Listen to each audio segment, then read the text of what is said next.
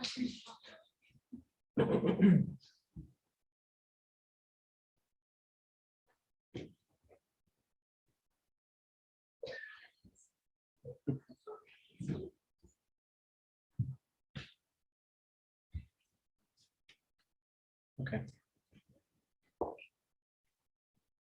Okay. We all ready? We're gonna follow the Son of the Holy Spirit. Okay. Today's topic is one of those abstract topics.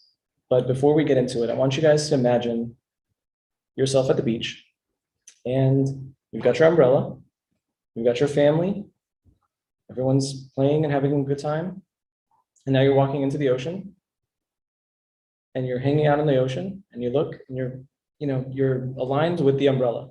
That's what I usually do. I don't know if you guys do the same thing. I align myself with the umbrella, and I'm good. And before you know it, just a few minutes go by, you're just kind of standing there, and you've drifted. And you have no idea how that happened. I look down at my feet have not moved. I don't remember getting up, and I don't remember swimming away. All of a sudden, I'm just like, at least, and if you don't pay attention for a long time, you're just in another part of the beach. I remember doing that when I was a kid.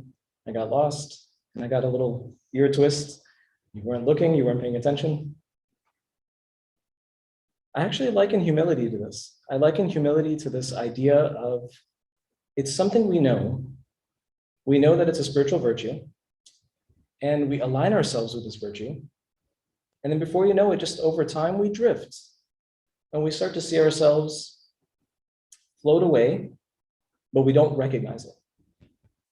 In fact, we actually do that with a few other virtues. One of them is also the turning the other cheek, forgiveness. If you ask people, oh yeah, I forgive, I don't hold grudges. But until you're challenged, all of these virtues seem like you're aligned with them. But without reflection, you may have actually drifted away. So today we're going to try and take a deeper look at humility and see how we can maintain it in our lives. So I want to read this beautiful passage here from St. John Chrysostom. I know you guys have it on the PowerPoint. His utterance was truthful. There was no deceit or duplicity in it. And he did not say it out of humility. So if saying the truth earned him such a great gift, how much more would a truly humble person earn? And what we're really saying here is that the virtue of being honest, when times call for honesty, is a form of humility. And this is an interesting concept because you're thinking to yourself, okay, how does honesty and humility, how do they kind of like go together? If you have to be honest in a situation where you know there's going to be recourse, right? You know that there's going to be some heartache, and you're still honest. You're being humble to the situation. You're being humble to the circumstances. You're being humble to what might happen overall. Think of all those who suffered before us. Think of even Pope Shenouda, I think at one point was exiled for being truthful. And actually, I'm going to bring you into a more like current person. Although Pope Shenouda is still current. Didn't mean it like that. But who knows the story of Nelson Mandela? You know the story of Nelson Mandela? I have heard that like so many times. Yeah. I forgot what it was. So Nelson Mandela was an activist in his country in South Africa. And he didn't like the racist behavior that was going on in the government. And so he was active against it. He felt like people were being oppressed. So they put him in jail. They jailed him. And his jail sentence was for life. He didn't do anything. His jail sentence was for life. Turn of events happened. Eventually, the government there realized the error of their ways, and they freed him after 27 years. And this is the best part about this. He then became the president of that country. Now, you would think, as the president of that country, what would you do? If you had the ability, wouldn't you turn around? I mean, some people, let's be honest with ourselves. This is where it comes down to the truth part as well. So there's the truth of taking on the consequence. There's the truth of what would we really do if given the opportunity. So he is now the president and can turn around and put in prison everyone who bothered him. right? Yeah, they wronged him. And he has all the ability to do so. Guess what he didn't do? He didn't do anything. He actually, by his own example, said, I forgive and I'm done and this is over. And in that, he took on humility because he didn't raise his ego up to the moment and didn't try retribution. And I thought it was incredible. This is, a modern individual who was wrongly accused, wrongly imprisoned, and he didn't do it. He didn't allow himself to lose the humility that God put inside of him. And from what I understand, he was a religious person. And so he actually has a quote. And his quote is, the first thing is to be honest with yourself. You can never have an impact on society if you're not changed within. Great peacemakers are people of integrity, of honesty, but most of all, humility. And you can see how he impacted a lot of people. First, he impacted the country that he is president of, he has passed. But he's impacted everyone who's read his story. And no, he's not, technically venerated as a saint, and he wasn't visited by any angels or anything like that, but he obviously had that deep feeling that Christ wanted him to be, role model to individuals. And I really like that. So let's talk about how can we define humility? Does anyone want to take here you have a few quotes from wonderful, wonderful saints, St. Basilius and St. Pachomius. I actually found, when I was researching this topic, I found an entire article written by, I think it was a deacon in the Syrian Orthodox Church, with almost every quote from many saints that many I've never heard of. I can pull it up later in our discussion. And it was incredible how many saints had the same exact view of what humility was. So who wants to take a try at defining humility? It's a little bit of an abstract topic, but let's give it a shot. You guys have a microphone there. You know me, I don't want to be up here just talking. Anybody can come up here and just show you some PowerPoint slides. So where's that microphone? Mariam, is it next to you? Oh, sorry. Perfect. No? Yeah, there's no right or wrong at all. Yeah. I'll read you one of you can read them up there, but humility is achieved when man thinks that all mankind is superior to him. Do you agree or disagree? I have a variation of that same statement that I agree with. And I'll tell you why I might change one word. Not to argue with the saints. I would never argue with the saints, but I would maybe there's something lost in translation in one word. I would maybe adjust the word superior. And I would probably just say that I'm not better than anyone else. Like I am equal to, because we're all created in God's image, I am equal to everyone else around me. I'm not better than them and they're not better than me. We are all equal. And I think that's an important thing to recognize. I actually think it's one of those, have you ever had that moment where somebody does something and you're like, I would never do it like that. I would have done it like this. Okay. These are the moments where humility actually has that interaction with you, but you don't recognize it. Because these are the moments that we lose ourselves in not being humble. It's moments like that. It's moments like, when you get bothered by somebody forgetting you. When I was younger, I used to get passed over all the time. They would forget I was there. I was really tiny. I would just get passed over. And that little, resentment kind of thing. That's also part of it. But how can we better define humility, and how can we start to put these little markers in our life so we can recognize when humility starts to become fleeting? Because like we said, I think we wake up every morning not thinking we're like the greatest people ever and no one is better than us, we're the best. I don't think anybody wakes up in the morning and really believes that. And if you do, we can talk later after church. But think about it. You don't wake up that way. But at some point during the day, something chips away at that little piece of humility and then causes you to float off, like we've talked about in the beginning, and you're just drifted away from your umbrella. And then you wake up the next morning and you're realigned again. So though we couldn't define it here, I want you guys to think about it as we continue on, okay?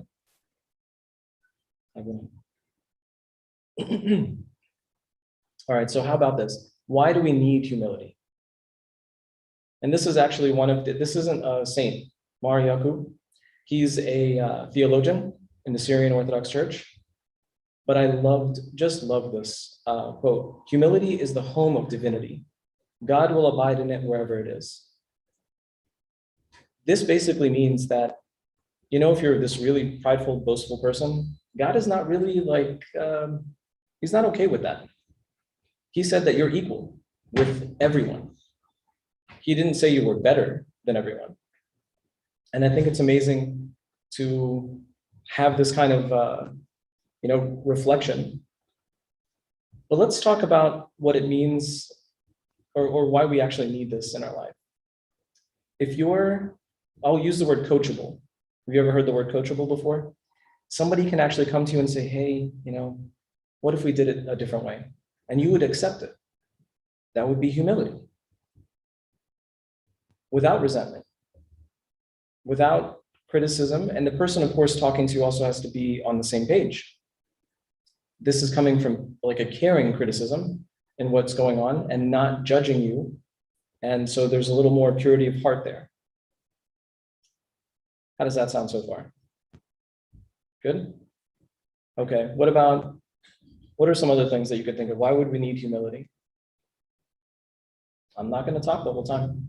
I really would appreciate a little more interaction. Why not the Sunday school? I'm trying to think of a better answer. No, look, you know what? The Sunday school answers are perfectly fine because they're real. I think that the problem is that we hear them so often that we think they're just generic. As you think about these things, what about like apologizing when you make a mistake? Right? For those who are married, sometimes they never apologize. Make a mistake because they don't want to lose that ground. They're like perfect wherever they are, and they're like, no. Yeah, everything I do is right. Say again? Very good. Very good. These are real things. I'm telling you, if you can put that as a marker in your life, doing something good and having a good heart, when something starts to chip away at that little piece of humility. So you wake up every morning, let's say you wake up in the morning with a block of humility on your shoulder. And you've all heard the flip side of like, who's got a chip on their shoulder, which is somebody who basically like thinks they're amazing. You got a block of humility on your shoulder. Hopefully by the time you go to bed that night, it's still there, or at least a good part of it is still there. And I think that's an important piece. Does anyone else want to add to that? I think of what's in my life. It's a free pass. Free pass. That's great. That's wonderful. You know what I think when you said that, Uncle? I think of there's an insurance company. They let you have one free accident without raising your rates. And I think a free pass is something we can give everyone. I think that's an important thing. What about helping others who need it without looking down on them? That's something I probably struggle with that the most. I have a few teammates that are kind of new to my world of in technology. And sometimes when I help them, I feel like, how did you get here? And that's wrong of me. It really is. I'm being very vulnerable and very honest with you guys. And I wonder myself, how I would never have done it like that. How did you get this? How did you end up here? But at the end of the day, that's not humility.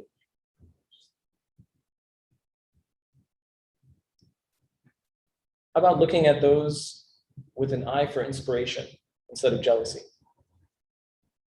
I have a friend of mine, you'd probably be upset if I said this, but it's okay.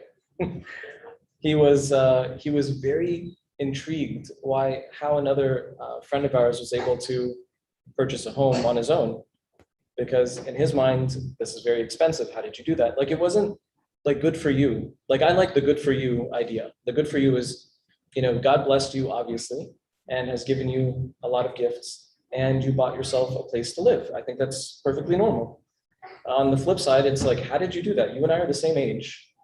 how did you end up with enough money to buy a house? And I can't. There's so many of these things that just kind of happen. And these are the small things that chip away. And later on, you'll never forget that. You'll never remember that conversation of just, gone and passed by. But at the end of the day, it took a little piece of that humility that you have. Who here has seen patrols at school? The little, do they still do that? They still wear the little orange sash? Oh, okay. But before COVID, okay? So my brother and I used to compete on who could be a patrol. And he became a patrol, and I did not. So I felt like, it's my brother. I want to put him in a box. I want to see if I can lock him in a closet somewhere. I want to be a patrol. I want that sash that he has. He has all this authority, and I thought he was so cool. And he's younger than me. But I realized that's jealousy, and I wasn't looking at it as inspiring him. And I should have been inspiring him. His older brother, he is my brother, and obviously all brothers and sisters in Christ. And we should be encouraging one another rather than having that eye for jealousy.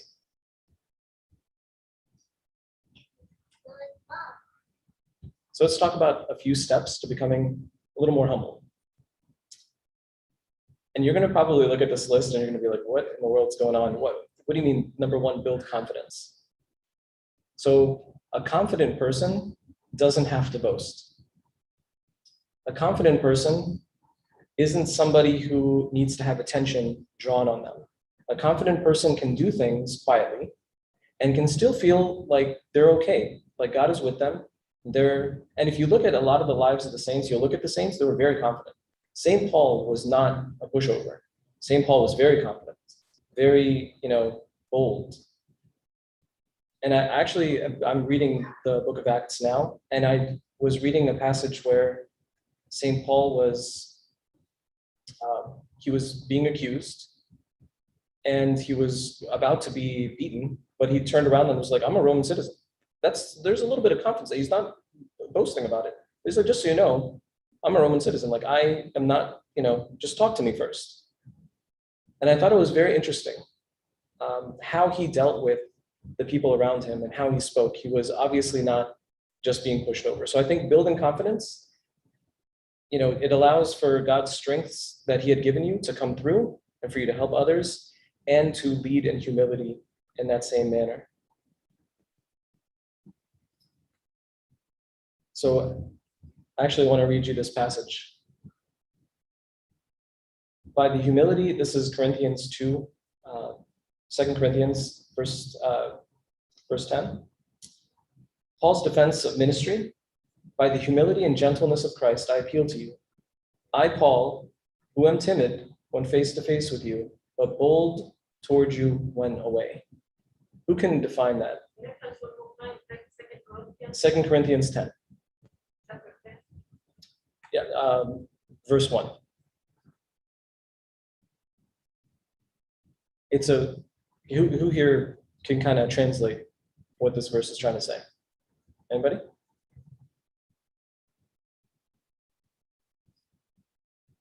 It's 2 Corinthians chapter 10, verse 1. And I'll read it again. By the humility and gentleness of Christ, I appeal to you. I, Paul, who am timid when face to face with you, but bold toward you when away.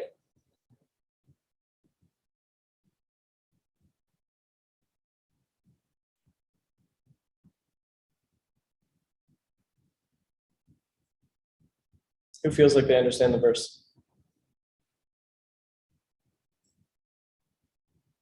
I'll tell you the way I see it while you guys are looking.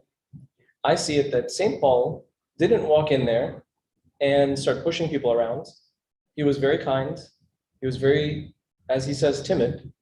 But because of the way he spoke, because of how passionate he was, how confident he was when he spoke, when he left, they all recognized what he said was boldness.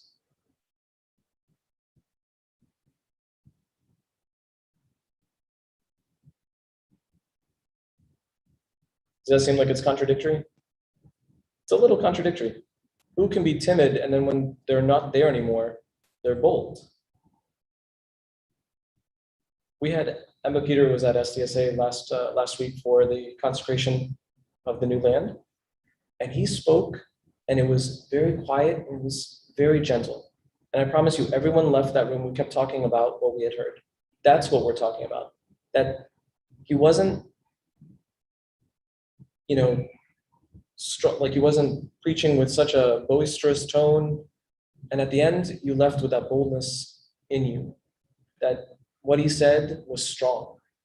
And I think that's incredible. That's the confidence that we're talking about. Does this make sense so far?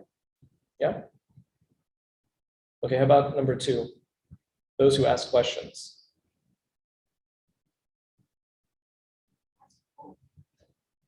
Well, ask who? Okay, that's a great one. So what I want to say is that humble people ask questions, especially in a church environment. This is a wonderful place to ask questions. In your spiritual life, asking questions of your spiritual leaders, your Sunday school teachers, your father, your spiritual father here, of your own parents, because asking questions makes you a stronger person spiritually. And the ego causes us not to ask questions. We don't want to seem like vulnerable. We don't want to seem like we are afraid of, we don't want people to know that we're afraid of asking questions, so we don't say anything.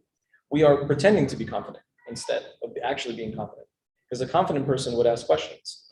A person who's pretending would not know what's going on, feel a little lost, like we said about the beach, start drifting away, and not ask for any guidance or help on how to return back.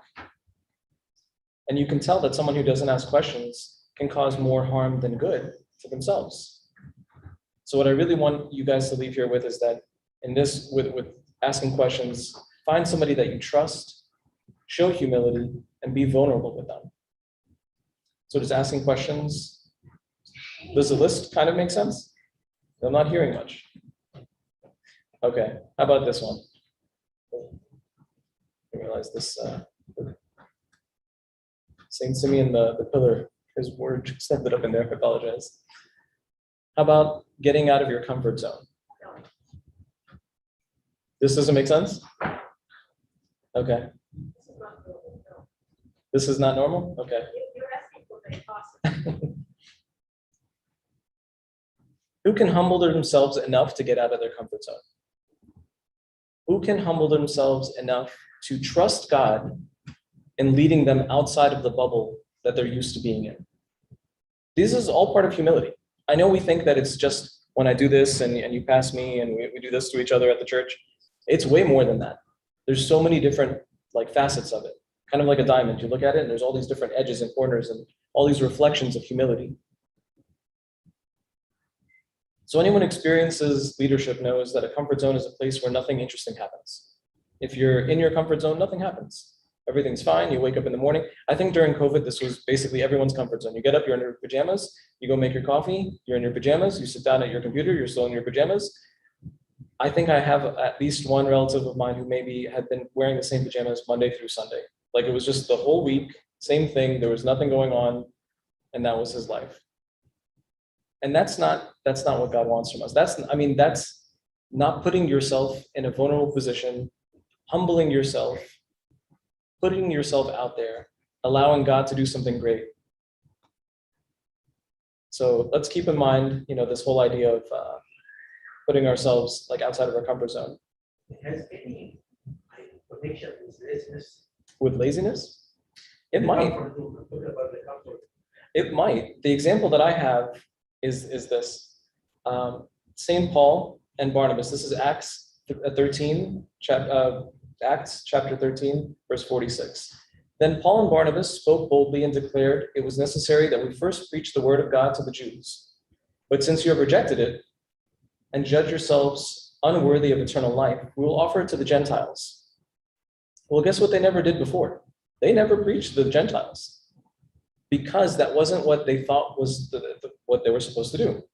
They had thought that the salvation was for the Jews and we got to preach to the Jews. Well, now God was telling them, I think you need to start expanding. You need to start expanding to the Gentiles. And of course, they were probably looking at one another going, the Gentiles don't know anything about God. Okay, like the Jewish people at least had the foundation of the Old Testament and understood God and Moses and Abraham and the fathers. But the Gentiles had no idea. They were starting from scratch. So they were going to step outside of their comfort zone, humble themselves. They could fall flat on their faces, right? They could have gone to the Gentiles, and the Gentiles would have been, thank you very much. We're gonna stone you over here. But that didn't happen. I mean, unfortunately, many of the apostles, of course, but you understand what I'm trying to say. That they stepped out of their comfort zone for the sake of Christ. And I think in our daily lives, part of humility is stepping out of our comfort zone, not being afraid to fall flat on our faces.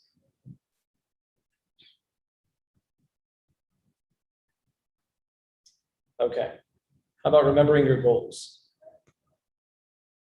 How can we attribute this to humility? What do you think our actual goal is? I hear a lot of people say that their goal is to go to heaven. Would you say this is an accurate goal, a good goal? I'm sorry? It's your main one? Okay. What if I change that term a little bit? What if instead of you coming, like if you guys were to come visit me, you said, I want to go to his house, just pointing at me. I mean, do you care if I'm there? So my goal is, I understand like God is heaven, but I actually started to substitute the words of, I want to go to heaven with, I want to be with God. And that's my goal. I want to be with God. So I want humility with me, because as we read with many of the early fathers, how they say that humility is where God resides. So I want to be with God. It's a very interesting perspective, and I want you guys to kind of like think about that over the weekend here. And of course, lastly, we want to reflect on our behavior. How do we do things? How do we react to things? There's St. Simeon the Pillar. He's from the Syrian Orthodox Church. He had written, unless gold is cast and shaped, it cannot become a chosen present for the king. As well, wax cannot portray the king's image unless previously softened. The same applies to the soul. It cannot reflect the image of Christ, the king, without undergoing a strict discipline of heart and behavior, together with so much practice and labor. This is a new quote to me. I hadn't read this before, but I think it's beautiful. I think it's a reflection on who we are and how we need to soften ourselves so we can continue taking on the image of Christ. We were all born, created in his image. But I think over time, just like we talked about drifting when we're at the beach, I think our image sometimes gets, it's further and further away. We've got to come back to it. And I think we can only do that by reflecting on our behaviors. This may be a little difficult to read. I apologize. I had to kind of take it from a site I was looking at. But there's a side-by-side comparison between pride and humility. And if we were to have a coin, one side said pride, one side said humility, I would think that we would write these exact statements on either side of it. And you could see that we actually talked about some of these things. And one of the things I realized that I do, number 3 there on the pride side, looks at life through a telescope, but others with a microscope. Yeah. And we think we're smart when we're doing it. We think, oh, we're catching these things. We're gonna right the wrong. We're gonna correct the, steer everything back into the lane. But at the end of the day, all of these things tend to be things that chip away at the humility, the block of humility that we wake up with. Because I do believe, like we said in the beginning, I do believe that we all wake up with no reason to not be humble. And then later through the day, it starts to chip away. And lastly, the last thing I want to just leave us with is that being humble is definitely one of the most important spiritual struggles that we go through. And I do believe that if we choose to follow humility, that we'll live happier, we'll be more spiritually fulfilled in our spiritual lives, of course, as well as in the earthly life that we have. But I don't think we could just end this here. I think we need to have a discussion of sorts. We never defined humility. You guys never personally defined humility. Yeah, that's not that good. right.